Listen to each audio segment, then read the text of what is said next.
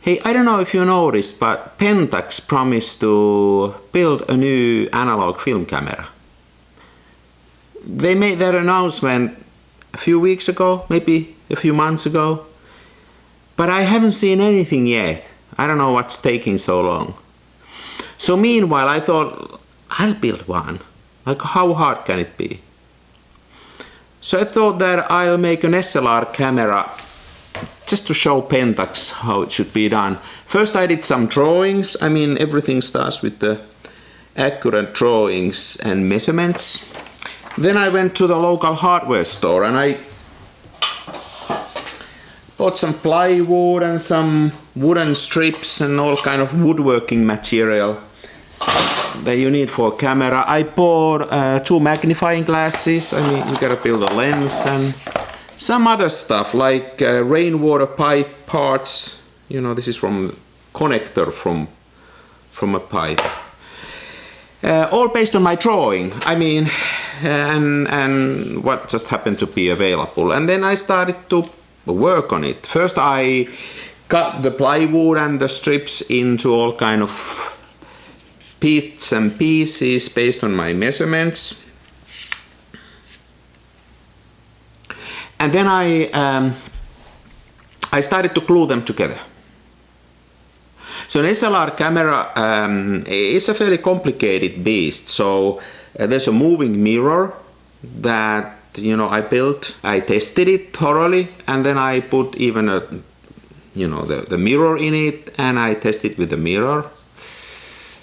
I measured the back of the camera so that it, you know, takes 4x5 sheet film cartridges. Like, I decided to make this a sheet film 4x5 camera, not one of those small toy cameras, because bigger is always better. And then I built a mirror lock. That is an essential part of any good quality camera, that you can lock up the mirror. And then I built a viewfinder. I like these chimney type of viewfinders, so that's what I was going after, not a prism one. Hey, I've been told that the most challenging part of building a new camera is really to build a proper shutter. And that's kind of preventing more manufacturers starting to build more analog film cameras. So I chose to build a curtain shutter. Or somebody might call that a guillotine shutter, but basically it's the same thing. It's just a curtain shutter with a very stiff curtain. So then as a moving force for my shutter, instead of using battery or springs, I decided to use gravity. I mean, there's plenty of gravity available, and I believe it's one of the oldest forces in the world. So it's a gravity operated curtain shutter. At least that's how I'm gonna market it. And I then went and recorded the sound of that dropping shutter. And from that recording, I measured the time. How long does it take for the curtain to move? And then I measured the opening slit, and through really high-tech calculations and computer animations and speculations, I measured the speed of my shutter, which is 1/50th of the second, 150, which is pretty neat. It's by accident, it's in the right ballpark. Hey, by the way, that shutter only gives you one speed, so I was thinking about, once again in marketing terms, that I could create a speed pack of, say, 10 additional speeds and sell them separately from the camera, you know, having an additional revenue stream. You know, I'm thinking business immediately when I'm building this camera. So in addition to the shutter, the lens is another key ingredient of a good camera. So here I used 2 magnifying glasses. These are not very good, but these were the only magnifying glasses available in that hardware store. And then I found this ring that actually is exactly the size of the lens. And I put the lens on the both sides, and then I measured it. Like, I measured the opening, that's 10 centimeters, and then I measured the aspect ratio, you know, with really high-tech measurements. I put the link up there. You know, I did that for another lens so that you can get a hang of it, like how do you measure an F number for the lens, because that's what I needed. Now the F number is a focal length divided by the lens opening, and here it was F 1.5. which I then change using these aperture plates that I made out of paper. You know, this is about f12 or so, and this is about f6. Clever. So now I got a lens. What else do I need? That's pretty much it. I then painted it black for various reasons. Black helps me to manage the reflections inside of the camera. Also, black paint cameras are more valuable. And then last but not least, the plywood that I bought was so thin that actually it let light through, so I needed to paint it black to make it light time. And here is the camera.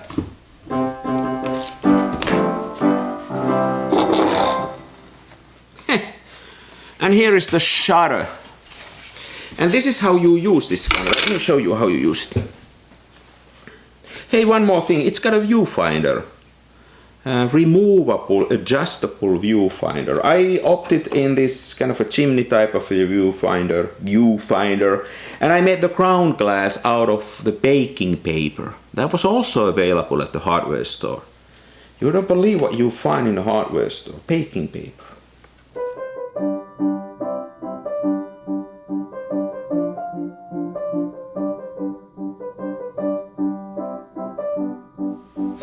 So the camera, I mean, it's pretty simple to use. You put the shutter, you engage, you cock the shutter, you put your pinky underneath here so that keeps the shutter at bay.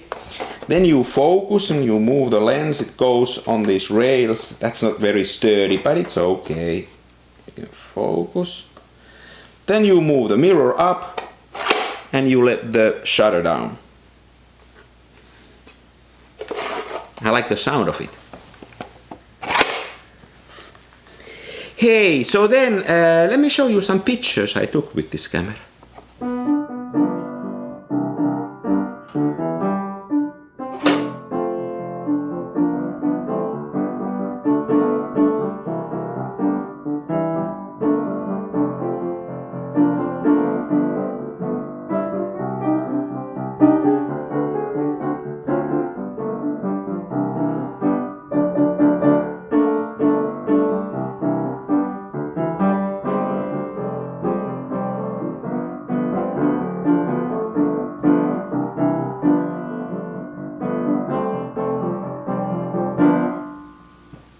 By the way, one thing that I forgot to mention was that there is, of course, the, you know, this is how it works. And then the film sheet goes back here, and I made my calculations so perfectly that I don't need anything else. It's just, it's a little bit tight, and if I just push it there, it stays there. That's also pretty cool. Hey, so what are the pros and cons of this camera if we now go and analyze it? So, pros. It's a camera. It's cheap. It's black paint, so it's valuable. It has some advanced features like the mirror locking and removable viewfinder that you don't find in this price range. It's made of wood, so it floats. The glue might dissolve, but you know, that's, I will shoot with this camera on my boat next summer, so floating is an important feature. It's got a massive image size. It's 15 times your full size SLR, so the quality is out of this world. What are then some disadvantages or challenges? I mean, the look of it, it's an acquired taste. It's pretty loud. Mirror is too short. They didn't have longer mirrors in that hardware store, so it only shows me part of the image. Yeah, but it's not as bad as you might think. It can only be used in kind of vertical or horizontal positions. I don't know which way this is. Horizontal position. Like if you turn it sideways, the shutter won't move. Obviously. That's the limitation of the gravity. And then maybe the biggest drawback is that the pictures are not that good. But hey, as an example to Pentax, like you can make a camera in less than a day. So I don't know what takes you so long. And for the rest of my viewers, I truly apologize. It was like this time, next time hopefully something better. See you later.